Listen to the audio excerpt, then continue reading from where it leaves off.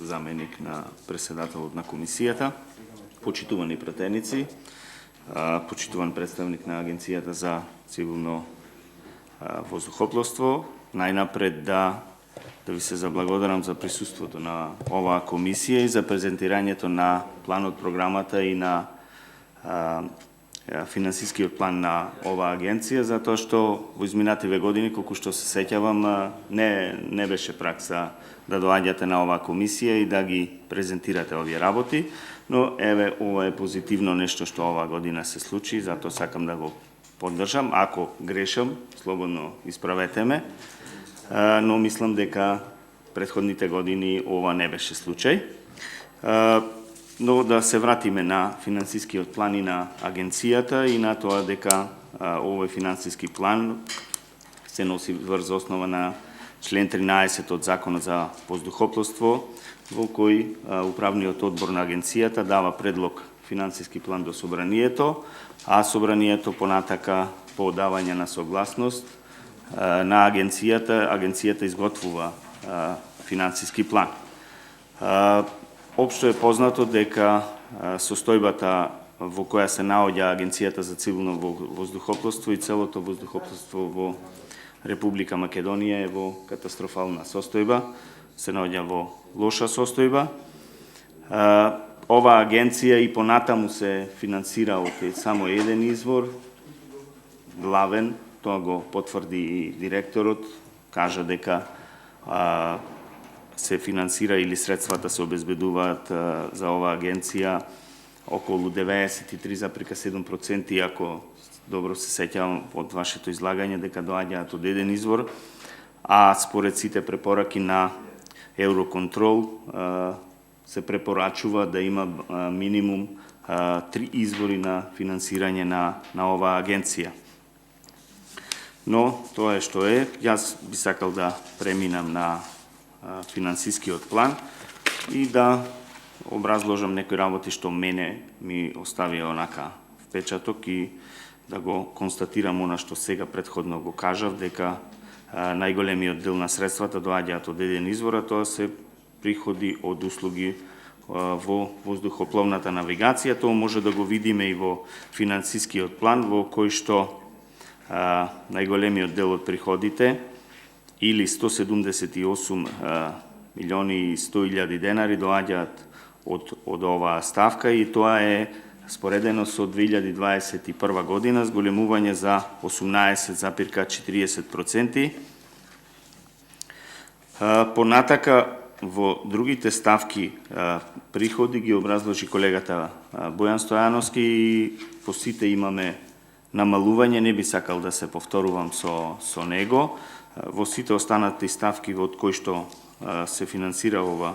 агенција имаме намалување. Она што вака мене ми остави и ме заинтересира,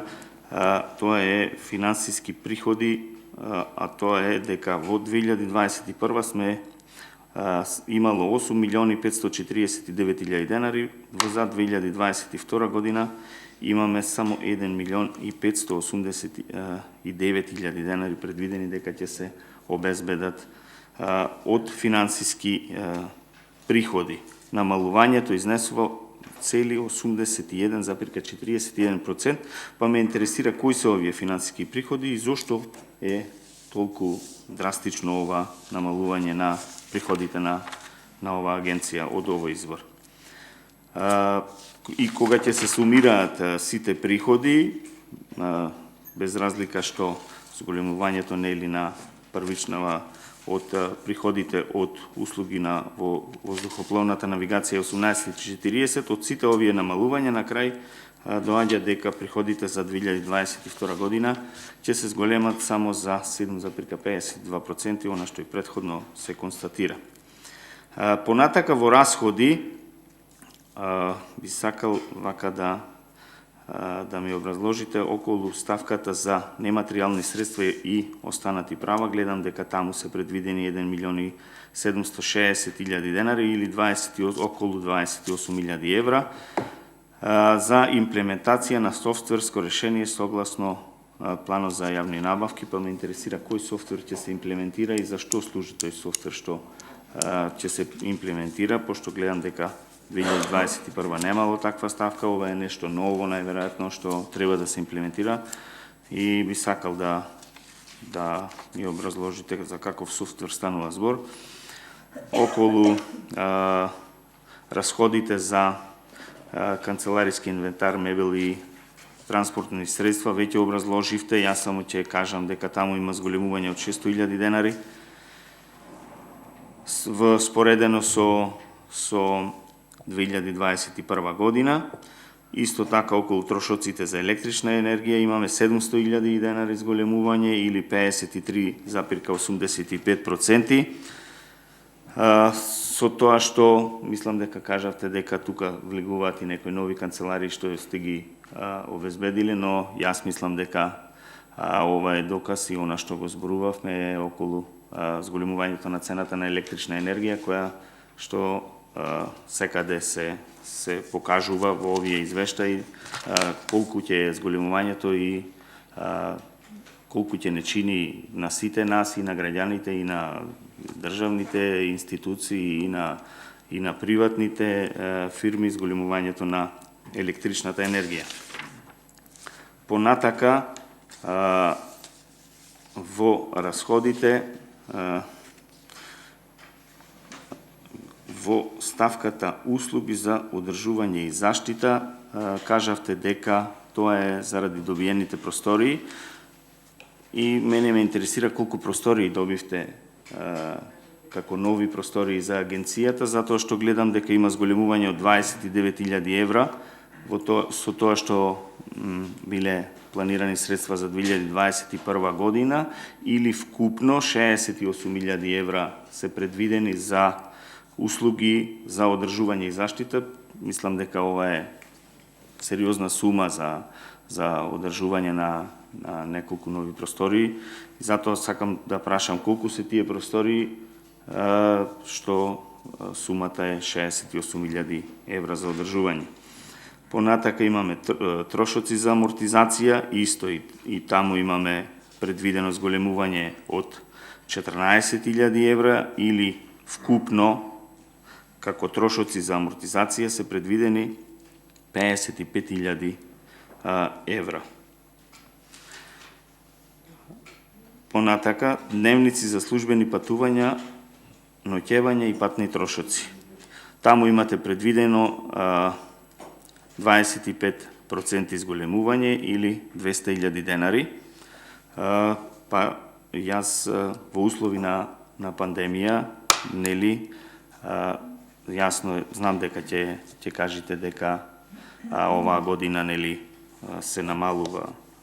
пандемијата и дека треба да се вратиме во нормалното функционирање. И ќе се сложам дека сите треба веќе да почнуваме можеби да се враќаме на нормалното функционирање која беше и предходно и во кое што имаше, нели, и патувања, зголемени патувања, ноќавања и трошоци за патни трошоци кои се исплаќаат, но треба тука да земиме во предвид дека не е само пандемијата како криза и здравствената криза, тука имаме и енергетска криза, имаме економска криза, имаме мигрантска криза, имаме топлотна криза. Во држава имаме пет кризи и мислам дека ваквите трошоци треба да се сведат на минимум, се со цел да се заштедат што повеќе средства во овие кризи, а не да одиме на големување на овие средства. И на крај би сакал околу расходите кои се предвидени за плати и надоместоци на плата, која што вака земено како сума, кога ќе ја видиме, изнесува 110.700.000 денари или 1,8 милиони евра кои се предвидени за исплата на плати за вработените во Агенцијата за цивилно воздухопловство, која што морам да констатирам дека е иста од предходната година, значи истата сума е предвидена за плати, а мислам дека во претходната година, во 2021 година, имаше неколку огласи за нови вработувања во агенцијата. Ќе издвојам само неколку. Едно е во секторот за воздушен сообраќај, извршител со нето плата 83.000 денари. Сектор за финансиски работи, еден извршител, плата 52.440 денари. И уште неколку други вработувања кои што се реализирани во 2021, но во овој извештај, во ставката за плати не се зголемува ова конто. Освен тоа, се наведува дека во ова 2022 година, согласно планот и програмата, се предвидени 8 нови вработувања, од кои 2 се нови и 6 се испразнети места, но исто така во ова конто нема зголемување на расходите на плата во агенцијата. Ме интересира зошто, кога веќе се планираат нови вработувања, нема зголемување на ова конто. Не дојдов до податок, она што најмногу ме интересира и што мислам дека не е образложено, не дојдов до податок колку вработени има во оваа агенција и затоа што, како што кажав и претходно, имаме сериозна сума за плати, дали се тоа 1,8 милиони евра околу, кои се издвојуваат за плата, дали тоа се должи на голем број на вработени или се должи на големи плати кои се исплаќаат во оваа агенција, затоа што во јавноста има информации кои што, морам да кажам дека се неофицијални, тука е директорот да каже дали е така или не, дека во оваа агенција се исплаќаат плати кои изнесуваат над 150.000 денари и затоа сакам да го прашам директорот дали се должи на поголемиот, на зголемен број на вработени, колку изнесува бројот на вработени или оваа сума од 1,8 милиони евра се должи на големите плати кои се исплаќаат. Се на се вкупно расходи кои се планирани на оваа агенција, исто колку и приходите, а тоа е 198 милиони 490.000 денари или околу 3,2 милиони евра. Се на се и ова е уште една од агенциите што преку која што се испумпува огромна голема сума на средства од буџетот, а на крај нема некој реален бенефит или нешто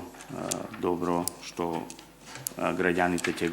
го осетат, а ќе се потрошат 3,2 милиони евра. Ви благодарам. Благодарам и јас. Директоре, дали